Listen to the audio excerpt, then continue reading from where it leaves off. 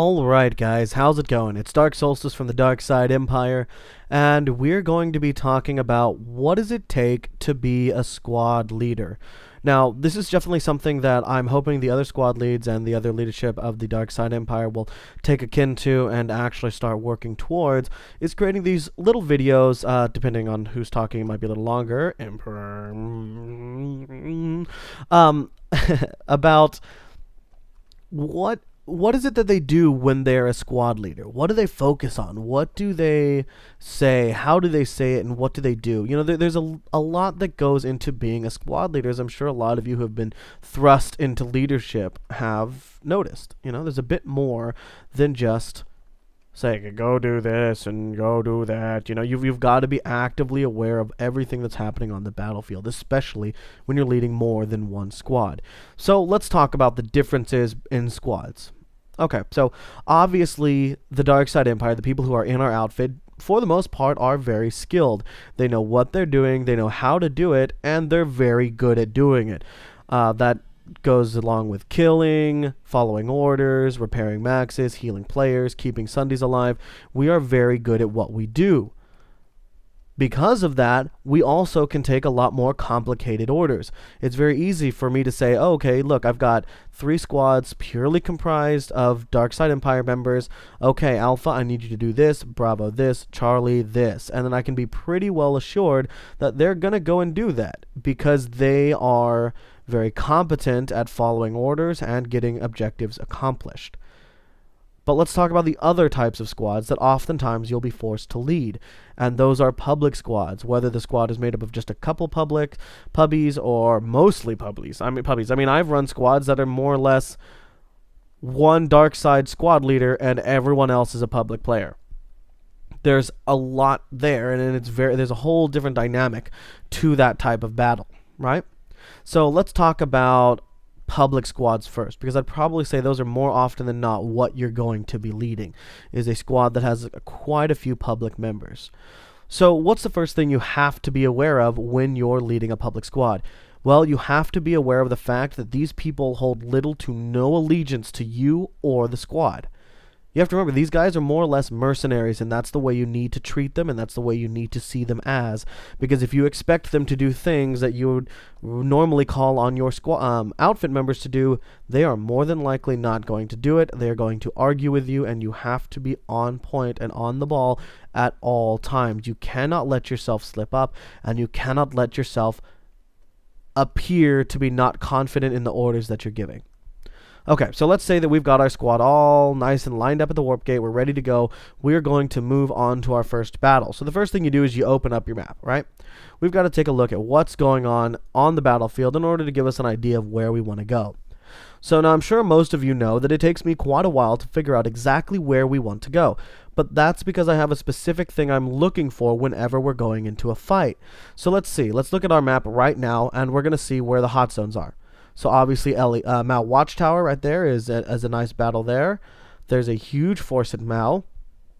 Dahaka Amp Station looks like there's a pretty pitched battle going on there, as well as Indar Excavation and the Crown. The Crown seems to be the place where most of the Vanu are congregating. So now I have a couple of different choices. So I can either take us to Dahaka, right? There's a pretty large battle there. Looks like multiple squads. But if you'll notice, the NC are actually slightly outnumbering us. Now, depending on how many people we have, depends on whether I'm going to take us here. Now, for a general like a public squad, you want to take them to a place that has a lot of action, right? However, you don't want to take them to places where they have a lot of action, but a good chance of getting killed, like Mao Tech Plant. If we look over here, Mao Tech Plant has 1 or 2 squads rolling around there of TR and just a couple of VS. So we don't want to be sending our very little, newly formed squad to the slaughterhouse, because that's not a lot of fun. There's not a lot of fun in getting killed. There's a lot of fun in killing, but not a lot of fun in being killed.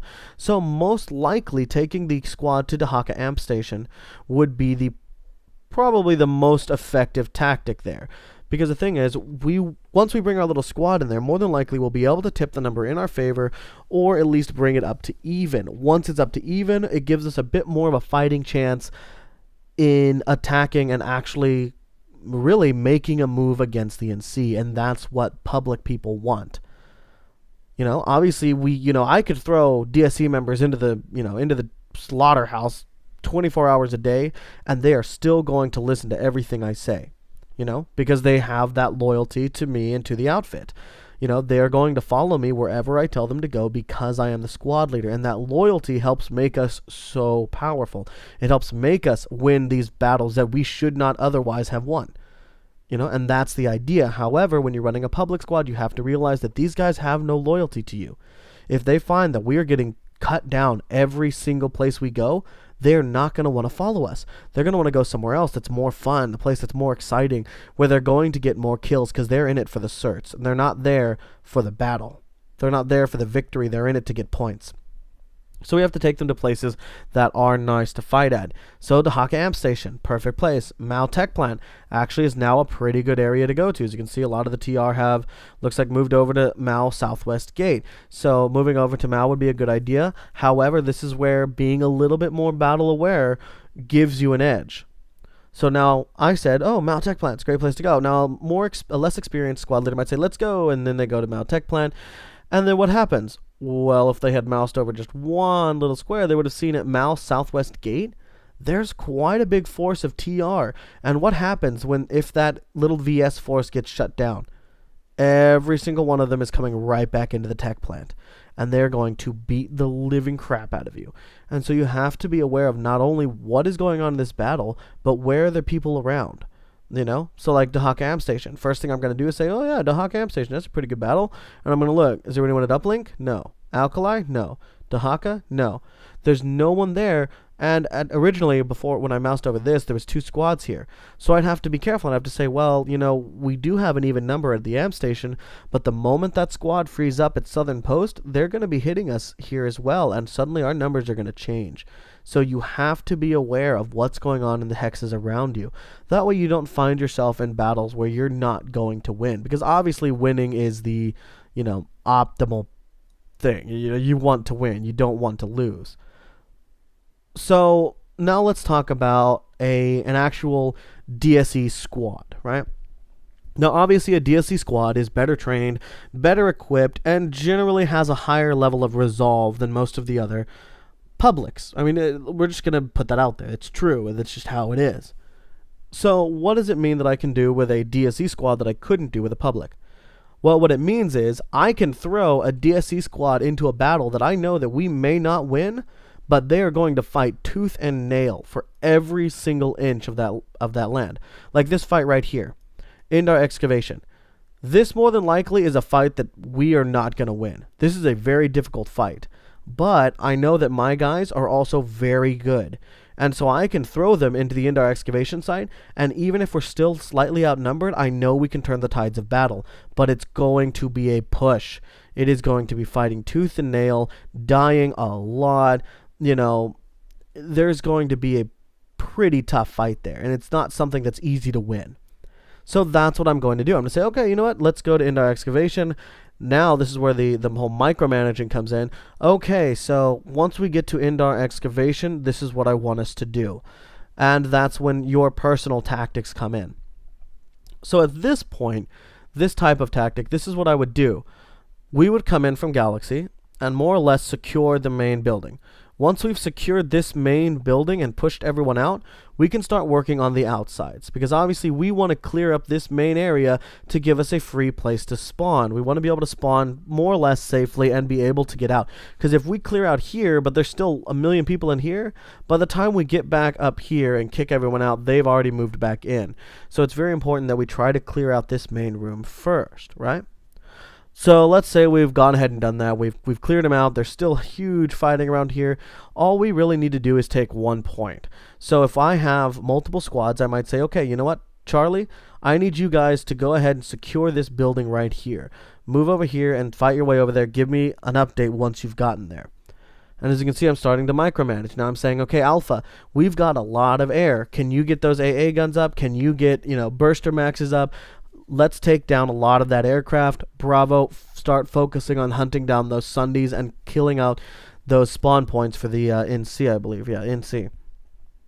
So there's a lot you have to do. Now keep in mind, this is going to be much more difficult to do with a public squad. With a full DSC squad, I can more or less assume that the entire squad is going to go where the squad leader orders them to go. However, with a public squad, you have to assume that only half of those public members are going to go where you need them to go. So assume that every squad is going to be at half strength. So you can't throw them up against a column of tanks and hope they're going to win if they're a public squad. They have to be a DSC squad, and a well-trained DSC squad at that. So now let's go. So we've talked about how to analyze the map and where to send your squads when it's necessary. Now let's work on how to convey those orders. Because obviously, you could have the most brilliant ideas and the most tactically, most advanced tactics in the world, but if you cannot convey those ideas in a way that makes people want to follow them, then you're going to run into some problems with them following you. They're not going to listen to you. They're not going to know. And heck, you also have to remember, these guys are under fire almost constantly. You cannot expect them to hear you go, hey guys, can you go to A and work on killing the people there? They're not going to hear that.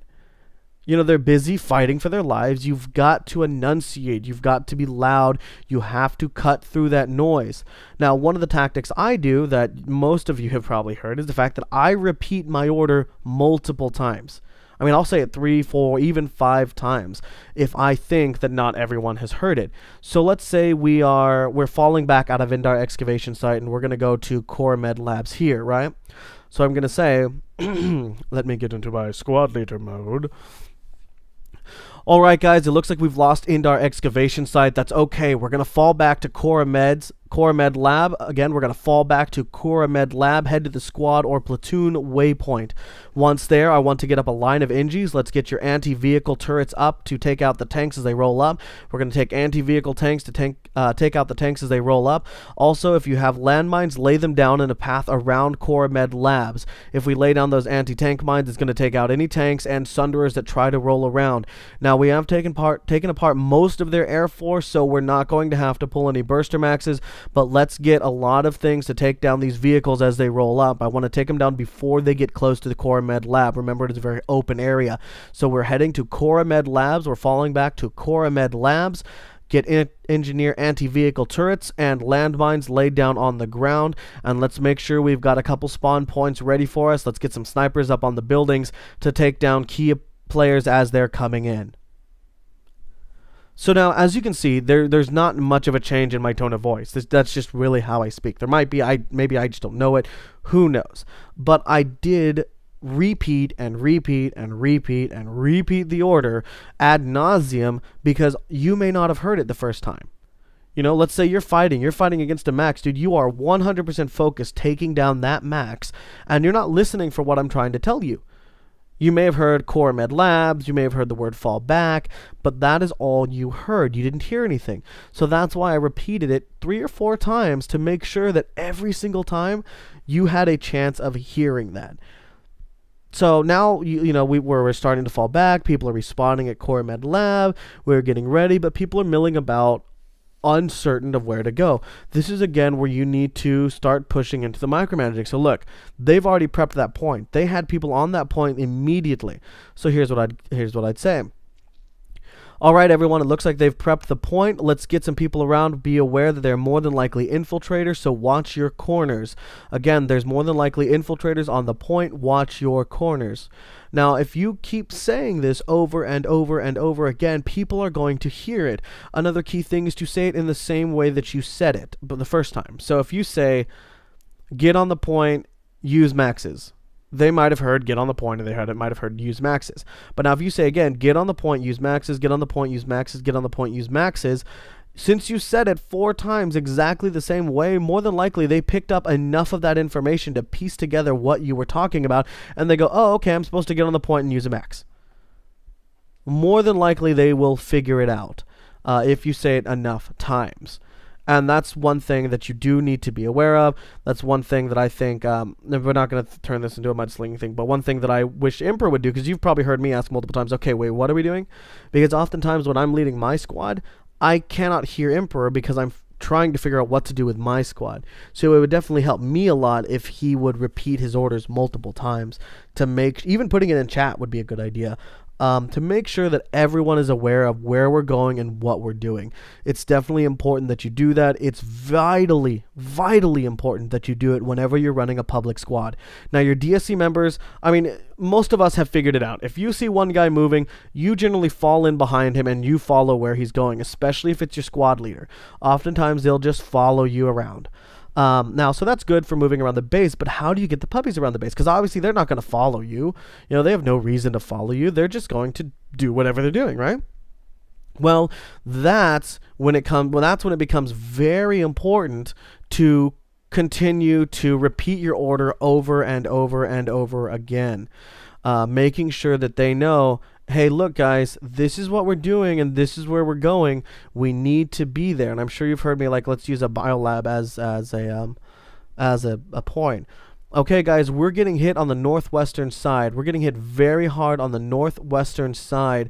If I can get any of you to head over there to start shoring up the defenses, I'd greatly appreciate it. And then I keep saying it, and I keep saying it, and I keep saying it, and I keep saying it.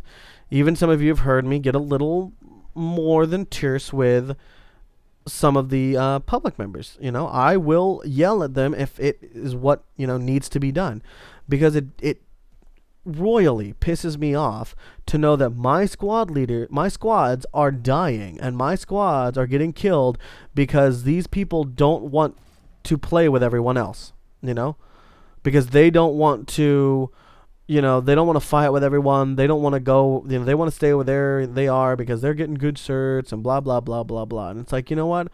I understand that and I respect that. You know, you want to get points. Yeah, everyone does too. But you have to be aware that you're not just fighting for yourself. You're fighting for everyone in your squad, everyone in your platoon, and it's going to take a little bit more. And so that's one thing you have to impress to the other, the public squads. You have to say, look, I've got members of the squad over here dying because you are not doing what you need to be doing. So how are we going to fix that? How are you going to fix that problem? You know, and you need to let them know that you notice this, that you're seeing this, and that it is a problem. If they have a problem with that type of leadership, then kindly tell them that they can find a different squad. But this is how you lead your squads, and this is how they need to be performing, because this is what you expect from them. You know, there's a lot that you have to do each time when leading a squad. You have to be confident, you have to be forceful, and you have to be just confident. I think that's more it, because it's okay if they don't want to, you know, follow what you're doing. You know, not everyone will, but you know, they have to at least respect the fact that you are their squad leader and that you're going to ask them to do difficult things. You know, as much as I wish you could just say, oh no, it's, you know, it's fine. Man, I died instantly. You know, it's fine. I don't have to do anything difficult. I can just do whatever. That's not really the case. You do have to pay attention to what your squad leaders are doing, and you do have to pay attention to what your squads are doing. They will get separated very quickly. You know, you'll be amazed to see how quickly they disperse and they just get scattered throughout the map. And you constantly have to call them back. You constantly have to say, hey, look, guys, this is what we're doing. This is where we're going. Why are you not here? Why are you not doing this? You know, why have you decided to remain where you are versus coming and helping everyone else out? That is definitely a big key factor that you have to focus on when you're telling your guys moving around. You have to make sure that they're, you know, being more or less held responsible for what they're doing, because they have to be. You know, you cannot just let them run around all on their own. So that's another key point that you have to do. So more or less, if you want to lead like me, or if you want to know the way that I lead, these are the 3 or 4 things, give or take 1 or 2, that you have to focus on whenever you're leading. Let's start with a public squad. So a public squad, you have to find fights that are not easy to win, because you don't want to zerg around, because again, zerging around is no fun. but you don't want to find a fight that's too difficult to win, right? You want to find one that's just slightly difficult, just enough to be challenging, but not enough to overwhelm the living goodness out of them. You want them to stand a fighting chance, but you don't want them to have it too easily. So that's one of the things you have to focus on. The next thing that you have to focus on is repeating your orders multiple times. You need to make sure that even if someone wasn't listening, they still know exactly what you wanted them to do and when you wanted them to do it. Oftentimes, giving a timeline is a very good idea. Okay, guys, we're going to be dusting off from here in 2.5 minutes. We're leaving in 2.5 minutes. If you need to get water, if you need to take a pee break, this is your chance. Otherwise, get in the sun, get in the galaxies. We're going to be dusting off in 2 minutes. Again, we're dusting off in 2 minutes. So I've repeated it. I've given them a timeline. They know what we're doing. We are dusting off in these galaxies and we are heading to this point. This is what is happening. So now that they're armed with all that information, they know more or less exactly what's going to happen. And if they have more information than is absolutely necessary, they're not going to need it from you. And that's the important part. You've got bigger things to worry about than where Alpha 12 is going or why is Charlie 7 over here. You've got bigger things to worry about. You've got to worry, look, we've got multiple bases being taken. We've got multiple platoons falling in on us. How are we going to get reinforcements? How are we going to fight this? Where's the next place that's important to go? And you cannot be micromanaging every single one of your players. So you have to be able to give them the information they need clearly, concisely, and in a way that's very easy for them to understand. And then finally, the other point you have to remember is you have to be confident. You cannot second guess your orders. If you are going to second guess your orders, second guess them in your head. Don't say it out loud. If you need to confer with your other squad leaders, do that. But don't convey that you are not capable, because the thing is, if your squad feels that you are not capable of leading, they're not going to follow. And that's just how that works. If they feel that you are not capable of leading them to a victory, they will not follow your orders. You need to be able to lead them to victory in order for them to want to follow you and want to do what you're asking. I mean, that doesn't sound too far-fetched, does it? No, it sounds more or less like anything that, anywhere. You've got to have confidence. You've got to sound like that general that is, leading his troops and is in the foray, Now, you don't actually have to be in the foray. Heck, I'd actually recommend not. I recommend playing a medic class is generally a good, or a heavy class is generally, or not a heavy class, but an engineer class is generally a good one to play, because that gives you the ability to hold back and stay further away from the battle, but still be very useful to your squad, because this is what most like half of my playtime is whenever I'm a squad leader. Looking at maps, seeing, okay, where's our closest reinforcements? How long will it take them to get here if we need it?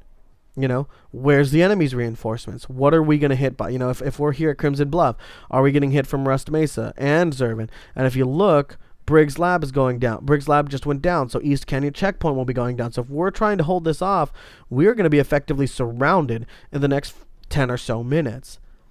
And so I cannot be focused on getting everyone over here. That's why I try to leave it up to the squad leaders, especially if I'm playing platoon lead. I'm trying to leave it up to the squad leaders to get their squads in line. And these sort of videos and these sort of speeches, I guess, can definitely help you figure out what type of leader are you. What is the best way for you to lead? Are you good at leading a platoon? Are you good at leading a squad? How do you lead your squad? Are you one of those who leads with an iron fist? You're like, this is what's happening. This is how you're going to do it. There is no other way. Or are you one that's a little more casual? You're like, okay, guys, come on, let's go. Let's get ready. We're going to go over here, and this is what we're going to do. As you can see, same information, just two completely different styles of delivering that information. And I'm sure you've heard me do both of them as well. If we're having fun, I'm going to be fun. And we're going to, joke as much as you want. Just listen up to when I'm giving orders. And then you've known when I've been under stress and when I've been, I'm really concerned about making sure that our guys are surviving through this. You've heard me yell at Publix. You've heard me, not yell per se, but definitely raise my voice, definitely get more stern, not taking it lightly, being very serious about what we're doing. So it's definitely a key thing you have to be aware of, and something you have to be willing to do. You cannot let yourself be walked over by your squad mates. Now I know DSC members will not do this, but you will find every now and then there will be one public member who is being disruptive. He is bringing down the morale of the group because he is questioning your orders. He's being loud. Do not be afraid to kick him from the squad. Squad morale is paramount to anything. It is the most important thing for you to focus on when it comes to how your squad fights. Because if everyone is depressed, if no one wants to play, they're not going to be an effective fighting force. Now, if they're excited, if they're pumped, and they're ready to fight, then yes, they're a much more effective fighting force. I mean, they're going to do everything you need them to do and more. So it's very important that you focus on that squad morality. You focus on making sure everyone knows where they need to go and what they need to do. And just keep hammering that in. Keep hammering that in. This is where we're going. This is what we're doing. This is where we're going. This is what we're doing. Once you get into the flow of doing that, more often than not, you're just going to do it without thinking. And it's just going to become second nature to repeat those orders. It's going to become second nature to fall into this squad leader mode of, just feeling boisterous, feeling loud, feeling powerful. And once you do that, other people will see it. Other people will be more willing to follow you and more willing to join you in whatever you do. So that's more or less my squad lead, for dummies. I don't know. We're still working on the name for this. I just wanted to get some content out. I know I haven't been doing anything lately. I'm working on it. I just keep squandering my time doing other things. So this is one of the videos that we're going to be getting started. Hopefully Emperor and some of the other squad leads will be doing this as well. Do feel free, because we're going to be getting the divisions. I'm going to be spearheading that, hopefully, and getting our division started. And I'm going to be focusing on getting the malpractice or the medic division started. So if you need any help on being a medic, wanting to know how do I do it, what's the best tactic, what's the best weapons, what search do I need to get, definitely come find me. Find Bishop or Oog. Any three of us, Oogtacular is his full name. Any of the three of us are very, very good medics. We know what we're talking about, and we know how to be an effective medic in almost any battle situation. So do come talk to us if you need to know about being medics. Come talk to me specifically if you want to learn how to lead. I'll be more than happy to sit in on one of your squads and listen and kind of hear how you're doing and coach you into being a better squad leader. Other than that, guys, thanks for watching. I will see you on the battlefield.